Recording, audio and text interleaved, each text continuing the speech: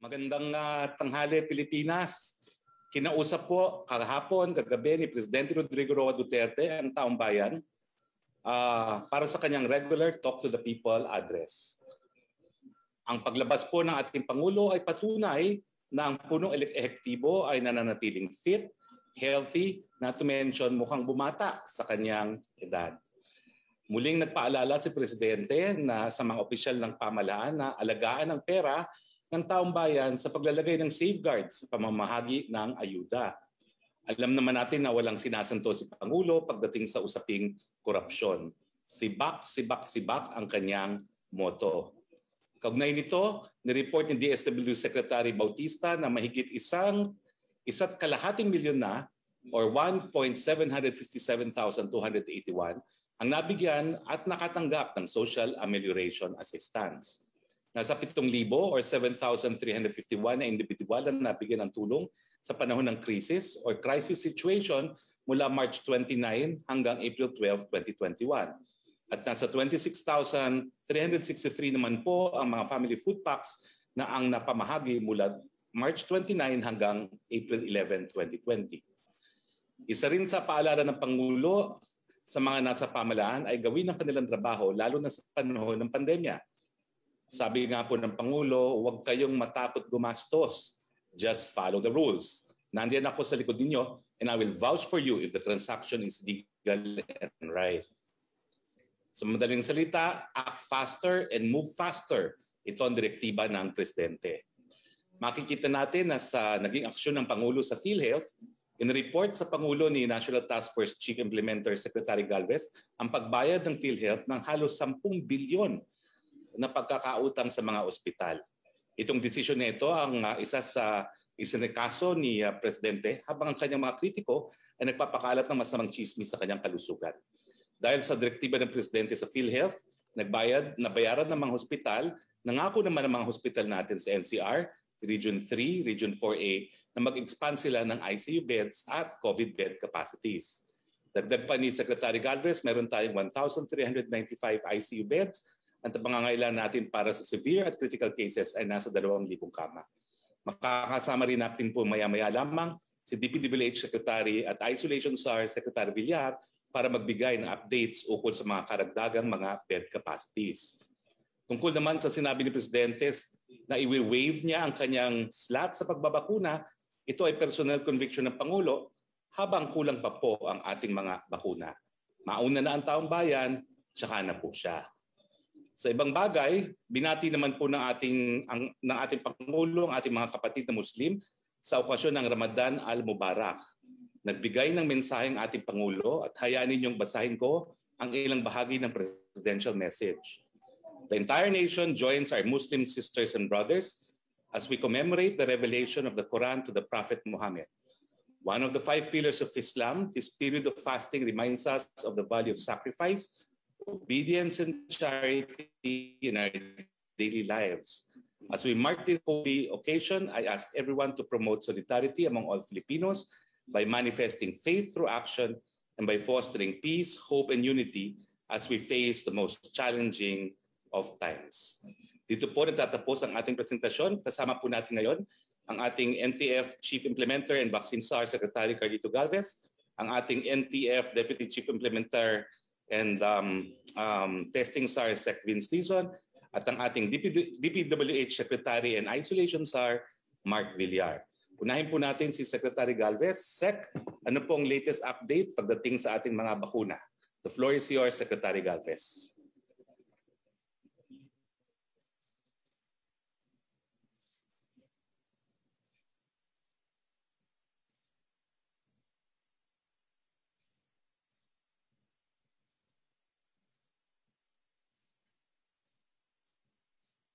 Wala pong audio, Secretary. Sa ngalan po ng bumubuo ng National Task Force Against COVID-19 at ng vaccine cluster, isang magandang tanghali po sa ating tagpanood at tagpakinig. At mag-share lang po ako ng mga slides.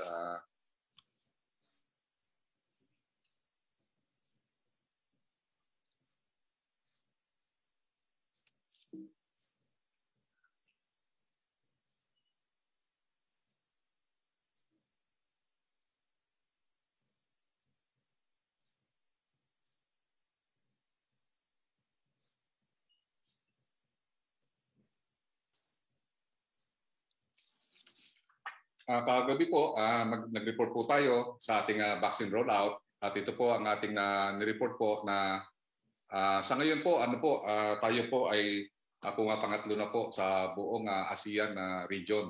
At mula po ng number 8 po tayo na nagsimula, nasabi nga ng iba na tayo po nagsimula po ng medyo nasa bandang dulo.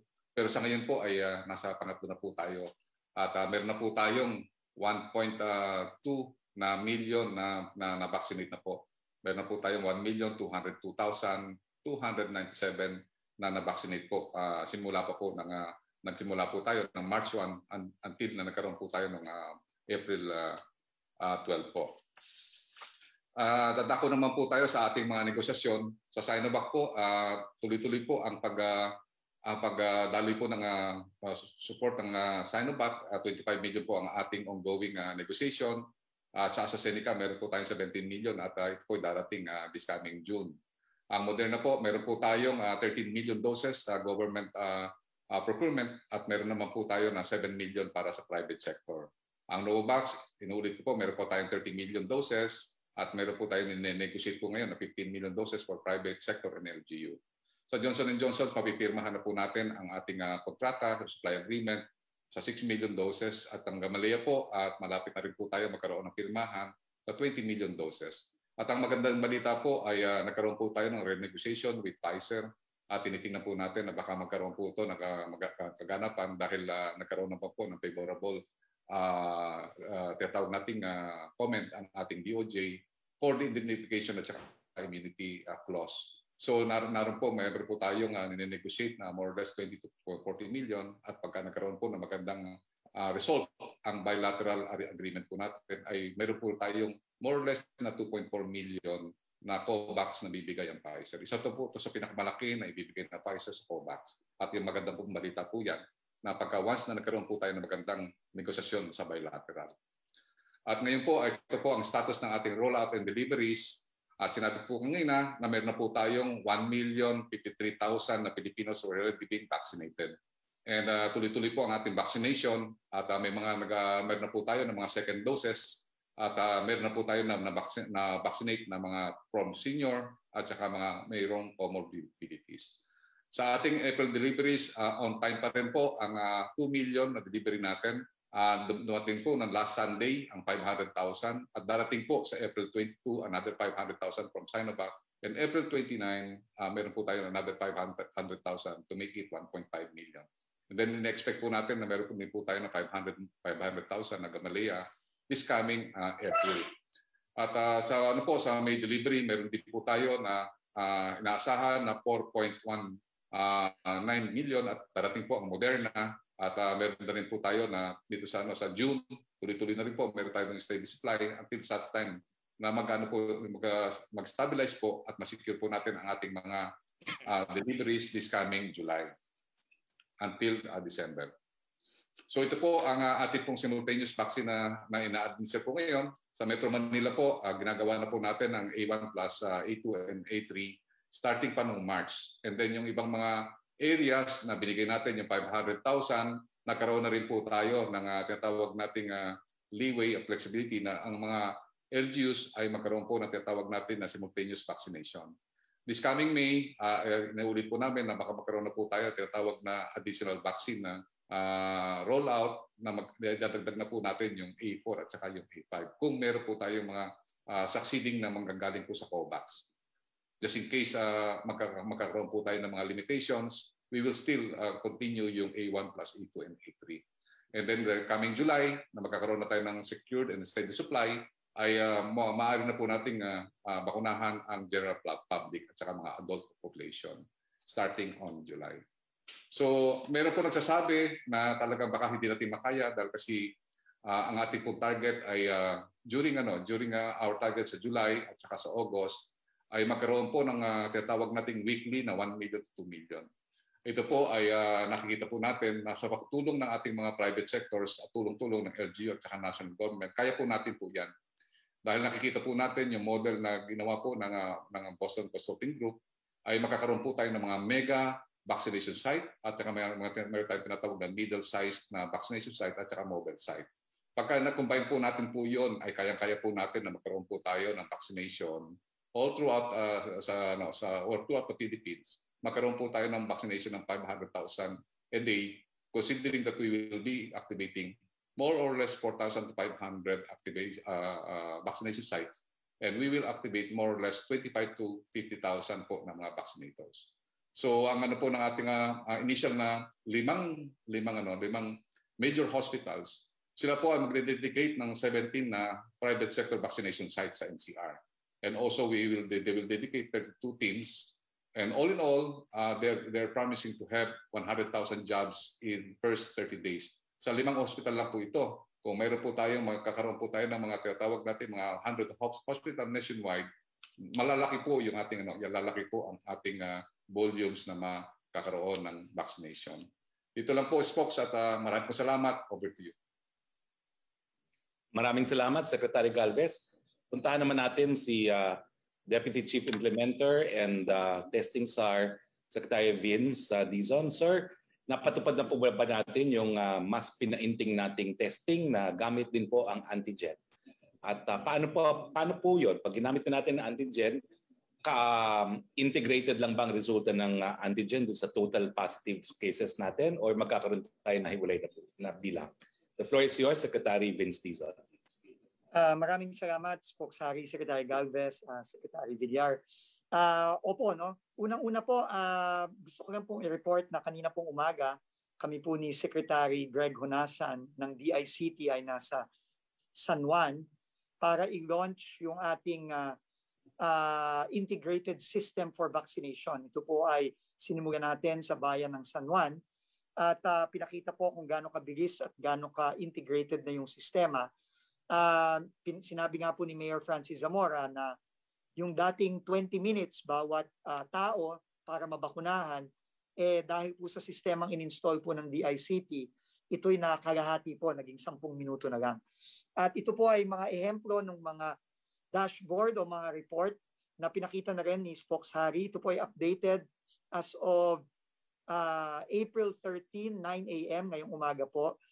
Umabot na po ng 1.203683 million ang total doses administered. At gaya po ng sinabi ni Secretary Galvez, lumampas na po ng 1 milyon ng ating mga kababayan ang nabigyan ng at least 1 dose. Kung titignan po natin yung dashboard po para sa healthcare frontliners, yung A1 Health Frontliners, as of 9 a.m. din po ngayon ito,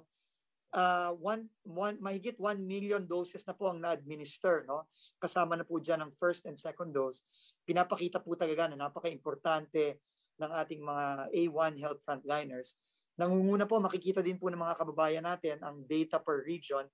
Nangunguna po ang Metro Manila, Central Luzon, Calabarzon, at Central Visayas.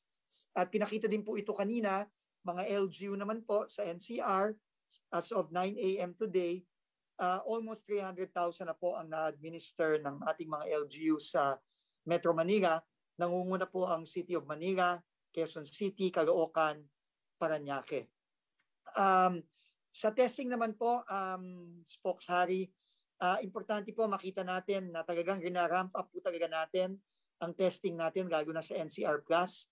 Ito pong nakaraang 5 araw mula April 6 hanggang April 10. Nag-average na po tayo ng mahigit 60,000 tests per day. Ito ay PCR test lang po. Ito po ay mahigit 10,000 na ang tinaas from the previous average of mga 50,000 per day. So pinipilit po natin talagang i-ramp up pa. Pero kagaya po ng sinabi mo kanina, Spokesperson, ay magdi-deploy po tayo ng 500,000 tests sa NCR plus kasama na rin ang Batangas at Pampanga. Ito po ay didistribute. Makikita po natin ang distribution list dito ng 500,000 antigen kits na gagamitin po sa mga ospital na nangangailangan talaga ng mabilis na test para sa kanilang mga pasyente at gagamitin din po natin sa mga LGUs. Ito po ay guide na pinamigay natin sa mga LGUs sa Metro Manila, Pampanga, Bulacan, Cavite, Laguna, Rizal at Batangas.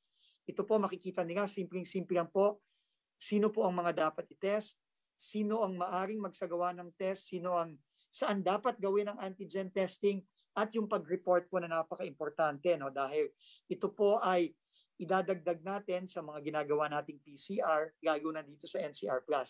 Pero i-emphasize po natin ang paulit-ulit na sinasabi ng ating mga eksperto na kailangan po talaga risk-based at targeted ang ating testing, no? At kailangan talaga na yung mga tinetest natin, yung mga nararapat i-test base sa advice ng mga eksperto.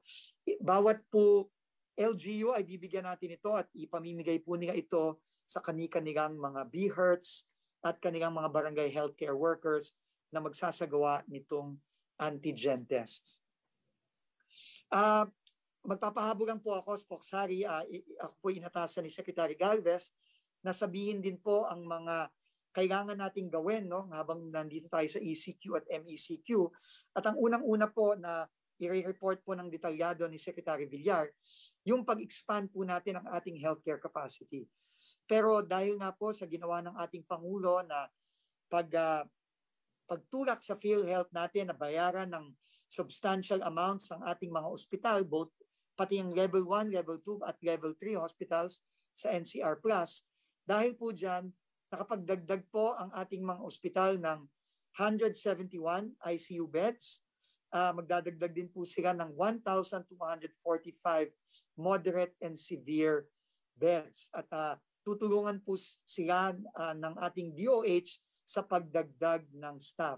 At ito po ay dahil sa napakalaking bayad na binigay ng PhilHealth na humigit kumulang mga 9.5 billion sa NCR, Region 4A at Region 3.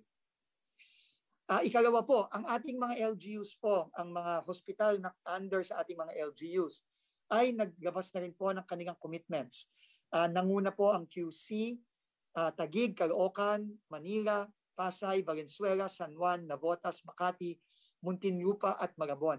At sila po ay nag-commit ng additional 35 ICU or critical beds at additional 1,350 regular COVID beds para sa moderate, mild, and asymptomatic. Yun lang po, Spoxari. Maraming salamat po. Maraming salamat, Sec. Vince Dizon. And finally, the man of the hour, hindi po tayo posible sanang bumaba sa MECQ kung hindi po natin nadamihan ang ating healthcare utilization. No? So, Secretary Mark Villar, please brief the nation kung ano po yung mga nadagdag na mga bed capacities natin at kung saan-saan po ito. The floor is yours, Secretary Mark Villar. Maraming salamat po, Secretary Roque, Secretary Galvez, and Secretary Dizon. At ngayon po, magbibigay po ako ng update sa ating mga quarantine facilities at ang ating mga modular hospitals. So, paki-flash po yung presentation.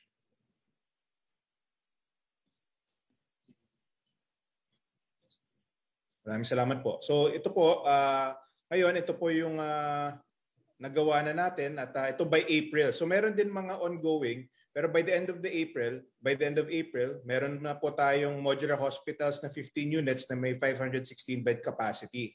Magkakaroon din tayo ng 634 quarantine isolation facilities. Ito po ay nationwide with a bed capacity of 23,284. Meron po tayong off-site dormitories na 60 for 1,456. Dahil importante rin na may access po ang ating mga frontliners sa hospital. Kaya gumawa rin kami ng mga off-site dormitories. At meron din po kaming technical assistance. Ito po ay para sa mga existing buildings ng DOH na kinonvert para magkaroon din tayo ng additional capacity. That's additional 1,003. So by the end of the month, meron po tayong 720 units and with a bed capacity of 26,259.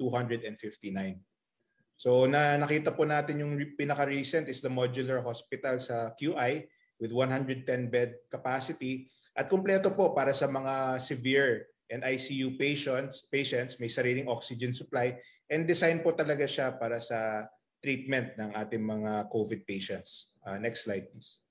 Ito po ay updated report sa ating mga mega quarantine facilities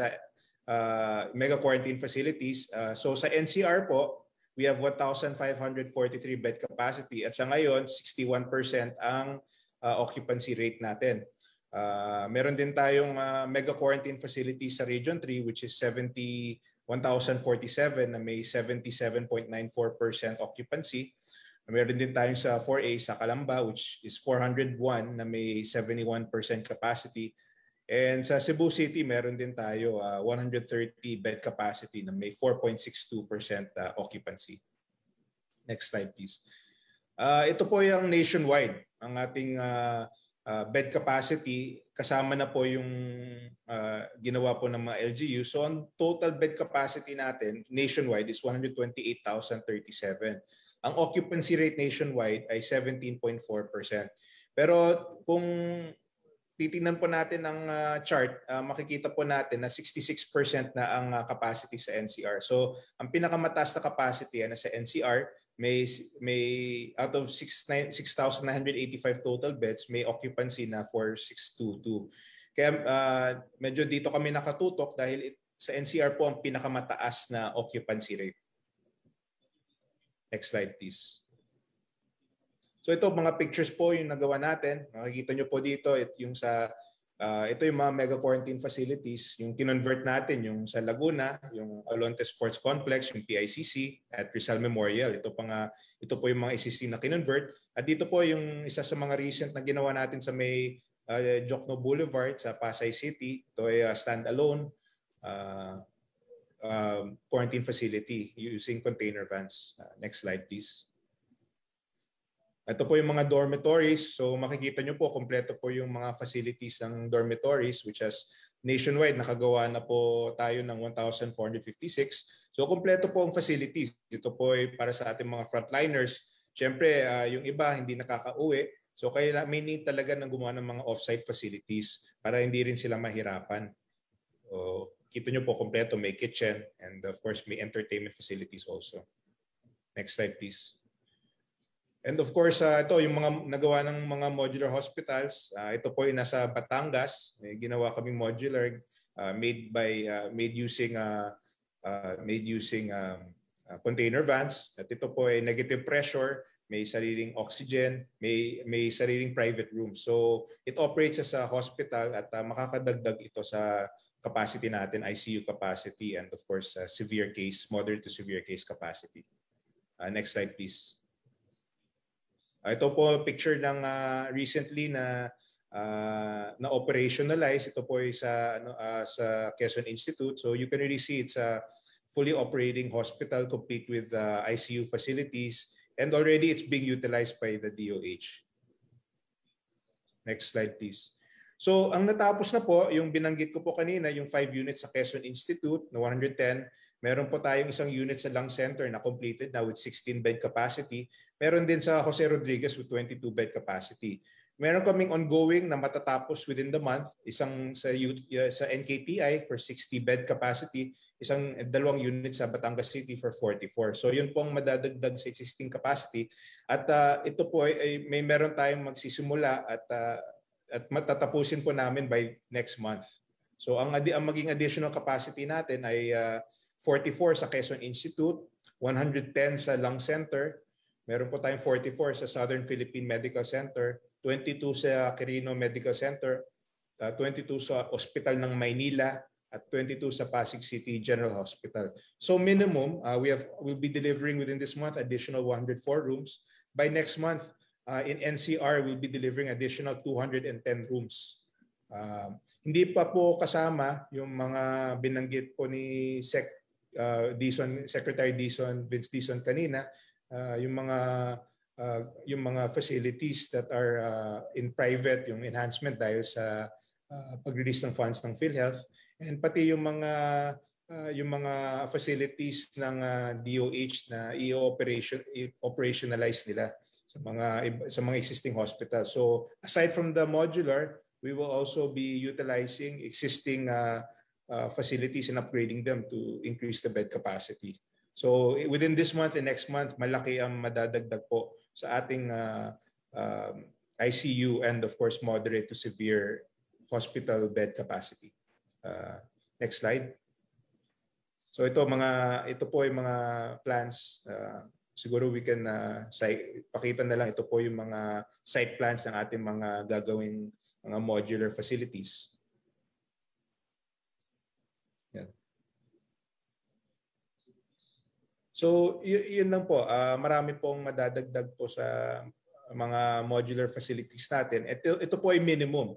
So we will continue to identify new areas, and within the next month and next month, we will see a very significant increase in our hospital and ICU capacity. Maraming salamat po.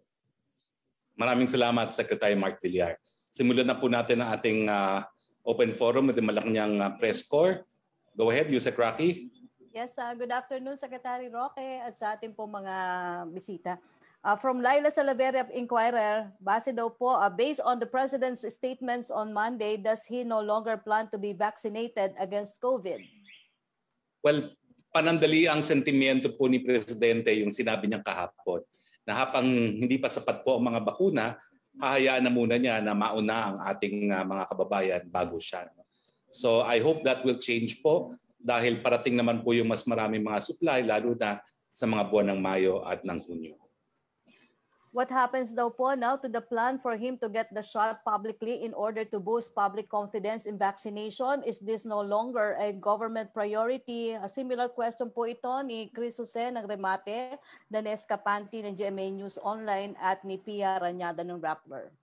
Importante naman po talaga ang vaccine confidence. Pero nakikita po natin ngayon, no, dahil limitado rin ang ating supply, hindi po problema ngayon ang vaccine confidence. No? So siguro po pag talagang dumagsana yung ating supply at kinakailangan madaliin na talaga ang pagbabakuna sa lahat, yun po yung panahon na magpapabakuna ang ating presidente. What does the palace say about speculations that the president has already been vaccinated in private? Well, hanggang speculation lang po yan. From Chris Jose of Remate Online, reaction daw po sa SWS survey na 65% ng mga Pilipino ang naniniwala na ang state of health ni Pangulong Duterte ay public matter at kailangan na ihayag o ipabatid para malaman po ng publiko. Yan po isang lumang study, no? 2019-2020 po yan. Gayunpaman, ay nakasaad na po yan sa saligang batas. Pero ang sabi po ng ating saligang batas, isa sa publiko lamang ang kanyang medical condition kung ang kanyang karamdaman po ay malala. At sa ngayon po, sabi ko nga kahapon, kaya walang medical bulletin kasi wala naman pong sakit ang presidente at nakita nyo na pong ebidensya kagabi. From Lanes Capanti of GMA News Online, why is the president saying that he gave an early warning to the country about NCOV ending up in a pandemic when he said in a February 3, 2020 speech that the NCOV will die a natural death? Why such dissonance? Hindi ko po alam kung kailan sinabi ni Presidente ang natural death. No? Pero ako po, naaalala ko, ako po'y kaka-recover ko lang doon sa aking heart condition at naalala ko, nagsabi ang Presidente noong mga panahon na yon na bagamat wala pang deklarasyon ng pandemya, baka nga magkaroon po ng pandemya na nagkatotoo pa po. Yan po yung sinasabi ng ating presidente kagabi. Why is he not aware that senior citizens like him are second in the priority list of the COVID-19 vaccination program? Alam po niya yon. Kaya lang sinasabi nga niya, i-give up na niya yung slot niya muna dahil mas importante na yung ating mga kababayan ang maunang magkaroon ng bakuna. From Hannah Sancho of SMNI, magsasama-sama daw po ang mga senador para hilingin kay Pangulong Rodrigo Duterte na bawiin ang Executive Order 128 na nagpapababa sa taripa ng karneng baboy. Ikukonsidera ba ito ng Pangulo? Nakikinig naman po ang presidente sa lahat, lalo-lalo na kung magsasama-sama mga senador. No? Nung minsan po kasi napag-usapan itong issue ng MAV importation sa gabinete at naalala ko, nagsalita po ako doon. Ang sabi ko siguro po, hindi muna magkakaroon ng debate kasi pinag-uusapan lang doon yung increase importation. So lahat naman ata agree na dahil ang problema ay kakulangan ng supply, kinakailangan talaga mag-angkat. No? Kung hindi sa iba't ibang parte ng Pilipinas, then sa abroad. Pero ang pinagtatalunan po ngayon ay yung pagbaba ng taripa kasi ang sinasabi ng marami, kasama ng mga senador, na at 40% tariff, mababa pa rin po ang presyo ng landed cost ng pork at hindi naman po bumababa ang presyo pag binibenta sa publiko. So hindi nila maintindihan kung bakit kailangan ibaba pa ang taripa na hindi din naman magre-resulta sa pagbaba ng presyo ng baboy sa ating palengke. So tingin ko naman po makikinig po ang ating presidente sa ating mga senador dahil pinakikinggan naman po ang lahat. A question from Pia Gutierrez of ABS-CBN. Sir, you said asking how you were able to secure a hospital room for your COVID-19 treatment was unchristian. But can you please be transparent and respond to allegations that you have been given special treatment by the Philippine General Hospital in getting a room there? Alam mo, Pia, kaya siya unchristian para bagang pag ikay nakakuha ng kwarto sa panahon ngayon, meron kang ginawa na nang isa ka sa kapwa mo. Pia, nasa PGH po ako. Ang PGH, kabahagi po yan ng University of the Philippines. Wala pong pagkakaiba ang UP PGH sa UP Diliman. Hindi po pwede ang palakasan dito. Nung ako po ay pinapasok ng aking mga doktor, it was because the condition merited admission. At mula po nung nagkaroon pa ako ng simptomas Lunes pa, bagamat ako ay nag-test positive ng Tuesday, pinagbigay alam ko na po sa mga doktor ko, lahat po sila taga rito sa PGH. Lahat po na nag-aalaga sa akin taga PGH. Mga kasama ko sa faculty, mga faculty po sila ng College of Medicine at matagal ko na po silang mga doktor sa mulat-mula pa. No? At malalim din po ako sa PGH dahil dito ako pinanganak, miyembro ako ng asosasyon ng mga pinanganak rito na tumutulong sa PGH. Pero I can assure you po, gaya ng lahat ng ibang hospital, ang basis for admission po, kinakailangan moderate at severe cases. Sa aking kaso po, I was in bad shape when I was admitted. Pero yun nga po, no? By Sunday, I was better because of remdesivir. So yun lang po yun. Yung second question po niya, can you assure the public, particularly the families of COVID-19 patients who died after they have been turned away by several hospitals already overwhelmed with the cases, that you did not use your status and influence in getting ahead of them in line? Bago pa po ako naging spokesperson, ang mga doktor ko po sa PGH, doktor ko na. Bago pa po ako pumasok ng gobyerno, in fact, doktor ko na po sila. Yung nagpanganak po sa akin dito sa PGH 54 years ago, naririto pa rin po sa PGH. So ganyan po akong kamatagal ng pasyente ng PGH. At kakaiba po dito sa PGH. Kaya nga po sinabi ko kahapon na sa administrasyon ni Presidente Duterte, walang tinatanggihan. Dahil dito po sa PGH, yan po ang patakaran. Wala pong pasyente na tinatanggihan dito sa PGH. Lahat po yan gagamutin kung wala pang kwarto sa ER, pero nagkakakwarto naman po yan dahil karamihan po na pupunta rito ay charity patients para sa mga wards. From Pia Reñada or Rappler para po kay Secretary Galvez, any update on whether AstraZeneca doses will arrive in time to be given as the second dose of people who were already given a first dose? What are our options if these doses do not arrive on time? We can assure the public that yung second dose po ng AstraZeneca darating po yan. Nangako rin po ang COVAX na by end of April, meron po tayo. May ginagawa po tayo mga contingencies just in case, but definitely meron po tayo. Huwag ko po kayo mag-alala, meron po tayo yung second dose. Secretary Roque, has President Duterte asked Congress for Bayanihan 3? Will he certify it as urgent? Wala pa po akong impormasyon. No? At ang alam ko po ay ang ginagamit natin ngayon ay yung ating budget for 2021. Opo. From Tina Panganiban Perez ng GMA News, for Secretary Dizon, LGUs have devised a system of registration for the COVID vaccination, but many are complaining about walk-ins. Should walk-ins be allowed? If so, should they be accommodated at the end of the day when all those with appointments have been vaccinated? If not, what about possible vaccine wastage? Unang-una po, no, iniiwan ang policy po ng NTF at ng vaccine cluster ay iiwan sa mga LGU kung ano ang pinakamaayos at pinakamabilis na sistema para sa pagbabakuna.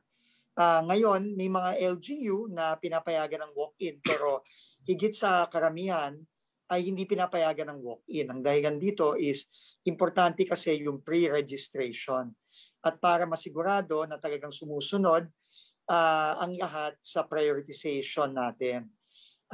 Kaya yun naman sa vaccine wastage, alam mo, sinisigurado ng mga LGUs yan, no, na walang masasayang dahil nga meron silang substitution risk. Pero yung substitution risk, kailangan din yung i-inform prior bago pumunta.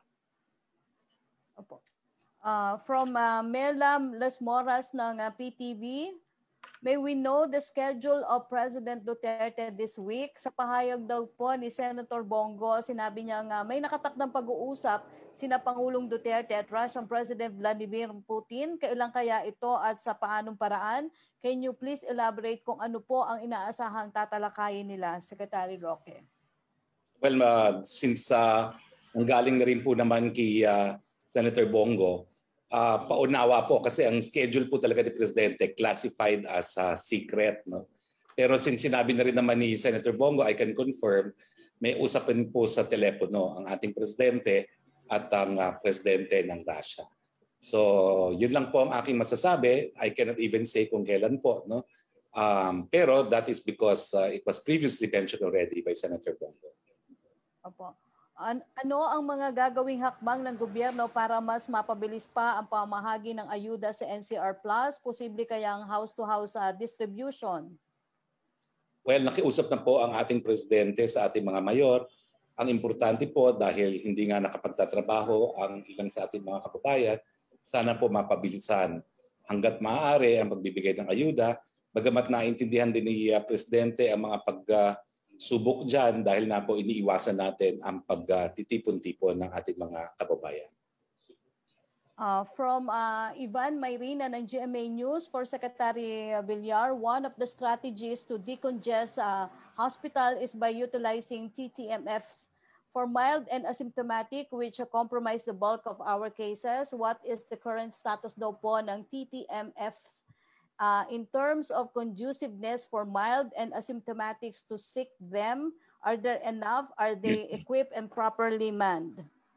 Opo, marami po kaming mga facilities ngayon at ito po ay minamanage ng kung hindi LGUs, meron din yung iba manage ng AFP, ng PNP, depende po. Pero sa ngayon, minomonitor namin yung occupancy rate sa lahat po ng ating mga pasilidad.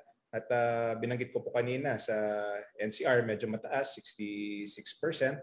At pero tuloy-tuloy naman ang pagtayo namin ng mga facilities. So tataas at tataas yung capacity natin, lalo na po sa ating mga modular hospitals. Binanggit ko po kanina na by the end of this month, meron na tayong 512 and by next month, we will be building additional at least nationwide. We will be additional 200, almost 300 ang maging operational. By next month, more than 300 additional. So, malaki po ang magiging improvement sa ating critical care utilization and hindi kami titigil sa pagtatayo ng mga modular facilities. May nakausap daw po sila na COVID survivor residente ng Malabon. Magkakasama sila buong pamilya sa isa daw pong isolation facility sa Nasugbu, Batangas. Nagsimula sila na asymptomatic until the husband quickly deteriorated and died on the 8th day in isolation. During all that time, hindi natingnan ng doktor daw po ang pasyente. How are we addressing these scenarios na apparently nagkaroon po ng pagkukulang sa monitoring sa pasyente at paano kung from mild ay mag-deteriorate like what happened on this case? Kaya meron po tayong one hospital command na in-augment ng DOH para magiging mas malaki ang capacity nila. And karamihan po ng mga facilities natin ay ay managed by the LGU. So kailangan talaga ng coordination sa LGU para mapabilis ang response time. And so meron kami mga nagawa na para ma-address itong sitwasyon at siguraduhin na makakakuha ng care ang lahat ng naka-isolate sa mga quarantine areas. Ang pagkakaroon ko rin na Yusek Roque, yung ating mga TTMFs, yung mga temporary treatment and monitoring facilities, meron din pong mga nakatalagang mga doktor. No? So nakikiramay po kami dun sa kasong sinabi ninyo, pero sana po ito ay na-monitor po ng isang health professional dyan sa TTMF. Well, from Melo Acuña of Asia Pacific Daily for Secretary Galvez, how many days should a person wait for his second job? With the global shortage in vaccines, how optimistic are you for you Filipinos could have their second job? Normally po, ang ginagawa po ng DOH ay pagka nag-deliver po tayo, nandun po yung second dose. Lalo na sa Sinovac na ang spacing niya is only 4 weeks. Sinasama na po yun. Ang ginawa lang po natin sa Seneca, because it's a special condition na mayroong commitment ng COVAX na mayroon pong darating this coming April, ay ginawa na po natin ang first dose. Pero as a rule, ang ginagawa po ng ating DOH ay kasama na po ang second dose pagka nag-deliver po sila. Opo. For Secretary Villar, wouldn't you consider building your isolation facilities in open spaces, say vast parking lots near MOA, where water and electricity could easily be installed and the patients could enjoy the morning sunlight? Meron na po tayo sa MOA. Sa tabi ng MOA na mismo, meron na po tayo. Kami naman, open naman kami sa lahat ng areas. Nakikipag-coordinate kami sa mga LGUs. Kung may magbibigay ng open areas sa amin, kayang-kaya namin tayuan ng mga quarantine facilities. Ngayon, sa mga modular hospitals, syempre mas preferred ng mga hospital na nasa tabi ng hospital na mismo para may access yung mga doktor sa facilities ng main hospital. Kaya ang ginagawa namin ngayon, nag-identify kami ng mga lote sa tabi ng mga hospital para lagyan ng mga modular hospitals. Pero pagdating sa quarantine, basta may open space, kami naman ay nakapagtayo na kami sa maraming open spaces at willing pa kami magtayo pa kung may mag-o-offer sa amin ng areas. Opo. For Secretary Roque, the latest figures on new COVID-19 cases, recoveries, and fatalities are not encouraging. Don't you think the MECQ declaration was a bit premature? Hindi naman po, no? Dahil ang tinignan natin yung improved healthcare capacity natin. No? At yan po yung isang factor that would merit escalation. But that would also merit a de-escalation kung dumami po yung ating healthcare capacity na dumami naman. At kampante po tayo na dahil tayo po nag-ECQ, makikita talaga natin ang resulta ng ECQ kung hindi itong linggong ito, yung susunod na linggo. Opo. From Dano Tingkung of GMA News, may we clarify policy on dates due for loans, credit cards, utilities, and rent, etc. under this year's ECQ and MECQ? BSP said the law directing grace period for loans products lapsed June 2020 and that the March 28 omnibus guidelines by the IATF do not extend a grace period for this time. Tama po ang BSP. Kinakailangan po natin ng bagong batas kung kinakailangan natin ng yung mga reliebo or assistance dyan sa mga pagkakautang. Batas po ang kailangan dyan. Opo. Secretary Roque, may tanong pa rin po yung iba. Tanong po ni DCRH Henry Uri, the list subgroups for priority group A4, economic frontline workers, has been released. It did not include workers daw po in manufacturing for a basic non-food products such as laundry, detergent, bath soap, toothpaste. These workers daw po required to continue going to work even during ECQ due to the essential nature of the industry. May they be included in the subgroup A4.3, public and private wet and dry market vendors, frontline workers in groceries and supermarkets, delivery services, or A4.4, workers in manufacturing for food, beverage, medical, and pharmaceutical products. Alam niyo po, ang paniniwala ko yung linabas ng NEDA, hindi pa po pinalian kasi hindi pa po na-aprobahan ng IATF. No? So pwede pa po natin ihabol kung yung mga gusto nating ihabol. Isa na po yung sinabi siguro ni Henry. Ako naman po ang hinahabol ko at saka ni Senator Bongo yung mga mamamahayag, no, na makakasama rin sa priority. No? So antayin po natin yung susunod na pagpupulong ng IATF at ako na po ang maglalabas nitong sinabi ni Henry kasama na rin po yung klasifikasyon ng mga mamamahayag. From Vivian Agulia ng ABS-CBN, at what stage are we in your negotiation with the 7 vaccine manufacturers in the government's portfolio, with which vaccine manufacturers have the government signed the final contracts for procurement of COVID jobs? At ilan daw po, from what brands po yung nabili na talaga? Lock na yung supply for the Philippines and i-deliver na? Kailan daw po ang delivery? Yes, sa Sinovac po, 25 million na po ang ating na-signan sa ating supply agreement at ongoing na po yung mga payments natin. Sa AstraZeneca, na-sign na po ang agreement ng LGU, 17 million po yun, 11 million for LGU at 6 million for private sector. So darating na po ang first dose nun, 1.3, more or less 1.3 million this coming second quarter. And then Moderna, napirmahan na po din po natin ang supply agreement at darating po ang first doses this coming May, 194,000, 13 million sa government at saka 7 million sa private sector. Ano po natin, correct po natin kasi ang kala po ng mga iba, ang Moderna po ay sa buo po sa private sector. 13 million po ang government bilateral agreement at 7 million po ang private dose. Yung Novavax po, meron po tayo 13 million, nasinta po natin yung ating supply agreement, meron na lang po tayong inaayos sa financing. And then also, mayroong 15 million na inaayos po tayo sa private sector at saka LGU. Ang Johnson & Johnson, more or less 5 million po ang makukuha po natin. Single dose po ito. At ito po ay magkakaroon na po kami ng signing more or less this week po.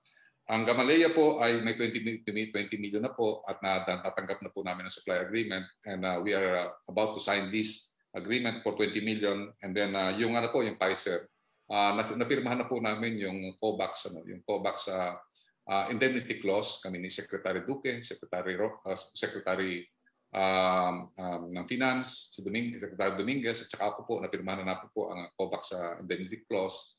And then we are still negotiating for 25 to 40 million sa Pfizer. And maganda na po ang kinakalabasan ng negotiation. So all in all po, more or less mga 148 million po lahat ang doses po natin na makukuha. At ito pong delivery, ang pinaka-earliest po na sinasabi po kanina, ongoing po ang delivery ng ating Sinovac, 1.5 million po this coming April at saka 2 million this coming May. Marami po tayong makukuha, 4.5 million sa June and then so forth hanggang December. Ang AstraZeneca po, mag-start po ang delivery ng June. And then tuloy-tuloy na po 'yon hanggang makadeliver po sila hanggang first quarter po ng 2022. Then Moderna, magsimula po sila ng delivery as I have said this coming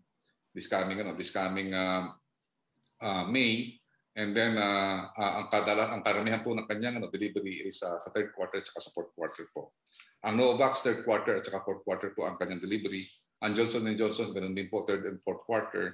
Ang Gamaleya po, magde-deliver na po sila ng 500,000 ngayon at simula po hanggang May hanggang August ay magde-deliver po sila ng 20 million. Ang Pfizer po, third quarter and fourth quarter po ang delivery. Ilan po, Sir Spox, over to you. Maraming salamat, Sec. Yusek, bago ang susunod na tanong, kakapasok lang po na impormasyon. Forward ko po kay Secretary Sunny Dominguez ng Finance yung tanong kung hiningi na raw po ng ating presidente sa Kongreso ang Bayanihan 3. Ang sagot po niya, no. We told Congress that together we should identify sources of additional funds for Bayanihan 3 so our fiscal deficit will not exceed the estimates of 8.9% for 2021. Kapapasok lang po yan galing kay Secretary Sunny Dominguez. Okay, thank you, Secretary Roque. Ang second question po ni Vivian Gulya ng ABS-CBN, how much of the money from government loans to purchase COVID vaccines have been used so far? Sa ngayon po, malapit pa pong ibigay po natin sa Moderna kasi malapit na po ang Moderna at naka-allocate po sa atin is $1.3 billion. So yun po lang po ang pinaka-first na allocation po natin na ibibigay po natin sa loans natin. Opo. Ang third question po niya, apart from the 1 million doses of Sinovac COVID vaccine from China and the 44 million doses from the COVAX facility, are there any other donations Philippines is expecting? When are these expected to arrive? Sa ngayon po, wala pa po tayong indications ng donations. But we'll be happy kung meron po magkakaroon po ng donation ng mga allied countries po natin. Opo. A question from Trish Torada of CNN Philippines. What is the President's thoughts about the recent development in the West Philippine Sea for Secretary Roque? Well, hindi po nagbabago ang paninindigan ng ating Presidente. Kinakailangan ma-resolve po ang hindi pagkakasunduan dyan sa West Philippine Sea sa pamamagitan po ng UN Convention on the Law of the Sea. Nandyan po ang desisyon ng ating UN Tribunal for the Law of the Sea na nagsasabi na walang basihan ang tinatawag na historic claims to waters at kinikilala po na ang malaking bahagi ng West Philippine Sea ay kabahagi ng ating exclusive economic zone. Umaasa po tayo na magkakaroon tayo ng Code of Conduct nang maiwasan ang hidwaan dyan sa lugar na yan at inaasahan natin mareresolba po ito ng mapayapa sa panig ng mga magkakaibigan. From Trish Sarada pa rin po, will the IATF adopt the strategy of Marikina and Mandaluyong that are currently doing reverse isolation? Well, I think nagsalita na po ang DOH tungkol dyan. No? Ang importante po talaga ngayon ay kung po pwede, lahat po yung mga asymptomatic ay maka-stay po sa mga Opla Kalinga Center at mas kakaunti pa rin yung ganung strategiya po. No? Pero tignan po natin talaga, tignan natin itong eksperimentong ginagawa po ng mga LGUs na ito.